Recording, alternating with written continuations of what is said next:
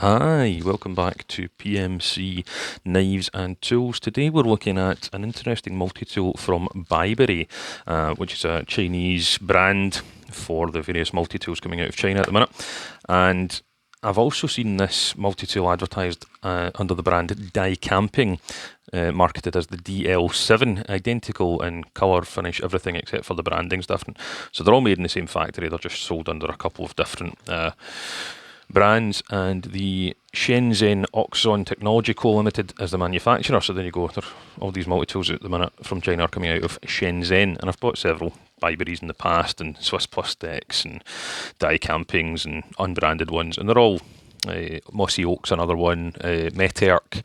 They're all different names of the same thing. All those brands sell the same product, just labelled in different brands, and they're all made in the same factory. So this one is interesting because, well, first of all, it's gold, which is a bit ostentatious for me, but it was on sale on Amazon, reduced from £66 to £33, and the only downside was that I had to buy it in gold to get that price. If I wanted it in the black or the standard silver, it was the £66. So I took the chance in the ostentatious one.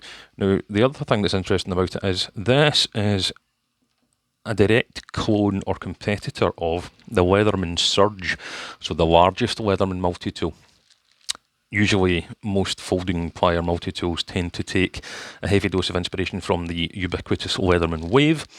This one, however, is based on the Leatherman Surge. So, we can see here what comes in the kit. It has removable hardwire cutters, and it comes with the torque Allen, torque key, torque wrench, and replaceable wire cutters. It has the T-shank adapter for the file, which also will then take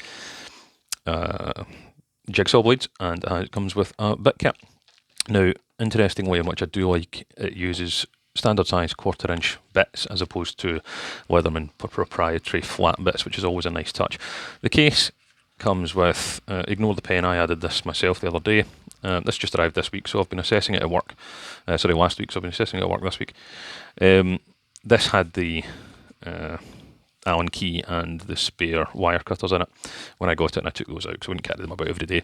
Comes with this bit kit, has security and Torx bits slotted in Allen bits, which is a nice touch, and it comes with a Phillips, double-sided, two-sized Phillips bit in the tool itself.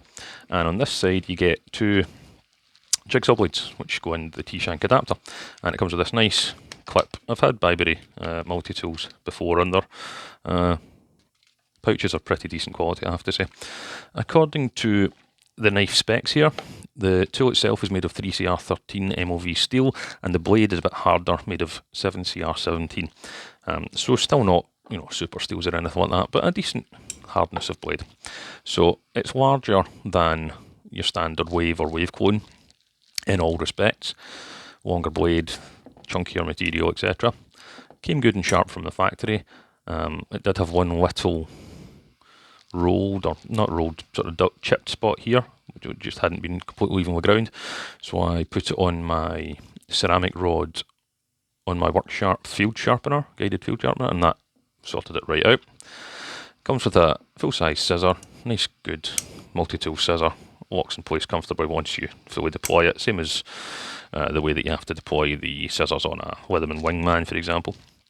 And I like that those are on the outside of the tool. The serrated blade doesn't always engage the liner lock, I've noticed, so you need to usually works on the second go, or if you open it two-handed it'll engage, but when you open it one-handed it doesn't seem to fully engage all the time. Just a little manufacturing fault, I guess. Very, very sharp serrated blade, and serrated blades never get sharpened very often. They're designed for very rough use, so they never make nice cuts, so they don't need to be sharpened often, they just tear material. No lateral blade play. No lateral blade play in the standard blade. No lateral blade play in the scissors. Good positive locks on those. And the file, which has the T-shank adapter, is a handy little bit here. And you can change that for the jigsaw blades as well, if you want to be sawing wood, etc. I would like this to maybe be slightly more positive when it locks. You do get just a little bit of wiggle, and I do think that it could potentially, I haven't tested it yet in the woods, so bear with me here, but I think it could potentially slip slightly when you're using a jigsaw blade. But I do need to test that to see whether my suspicions are proven correct or incorrect. Inside the rather chunky body, it's quite heavy, is your standard plier head, based, of course, on the Leatherman Surge. And there's your removable wire cutters, needle nose, combination, etc. That's the max width that they open to. And in here we have a rule, both sides, as per standard. There is your 1/4 inch hex bit holder. Now it does take these little ball detent bits, but it is deep enough inside that you could use a bit extender and standard bits in there too.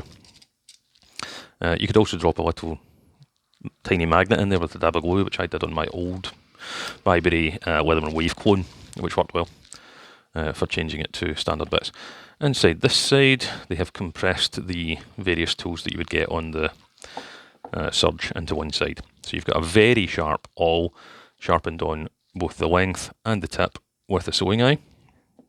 You've got a stout, sharpened on both sides, slotted screwdriver, a small, sharpened on both sides, slotted screwdriver, and a nice sharp can opener with wire stripper, and this will open beer bottles too, but bear in mind it will puncture the beer bottle because it's focused primarily as a can opener, but it's good and sharp and works well. And I don't think if you rip the beer bottle lid you're going to be particularly upset, because you're going to drink the beer anyway. So there you go, £33 gets you this Surge clone. Now, at work the last week I've used it quite a bit for a bit of electrical and a bit of light joinery, taking off door handles, sockets and switches, that sort of thing. I haven't put it to any heavy use yet. I did cut up some wire, but it dealt with fairly well, but it was only sort of 3mm twin and earth cable. So I haven't put it to any disastrously strong testing yet, just because I haven't had that type work to do this week. It's been lighter stuff I've been doing in the last week at work. But I'm going to continue to carry it with me for another week or two. At work is my work multi-tool, and I will report back on a bit more heavier usage and a bit more long term. But so far, pretty impressed with the build quality and the durability and the build style for £33. Now that was a 50% sale on Amazon, and it's not that price all the time. It is usually £66. Ergos are very similar to your standard Leatherman Wave, just bigger, chunkier. You feel the weight. I certainly wouldn't want to put this in my pocket. I would definitely carry it in the good quality and provided belt pouch. So there we go, the Bibury Leatherman Surge copy, which is also sold sometimes as Die Camping DL7. Available on Amazon. I've seen them on AliExpress too. I even saw them on eBay in the UK. So there you go. Best of luck, guys. Have a great day. Tell me what you think.